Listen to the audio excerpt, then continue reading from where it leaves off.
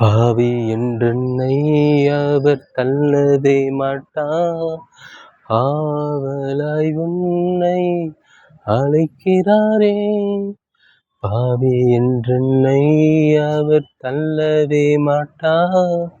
ஆவலாய் உன்னை அழைக்கிறாரே. தயங்கிடாதே, தாவி ஓடிவா, தந்தை இயேசுவின் சொந்தம் கொள்ளவா. தயங்கிடாதே, தாவி ஓடிவா, தந்தை இயேசுவின் சொந்தம் கொள்ளவா. தந்தை இயேசுவின் சொந்தம் கொள்ளவா.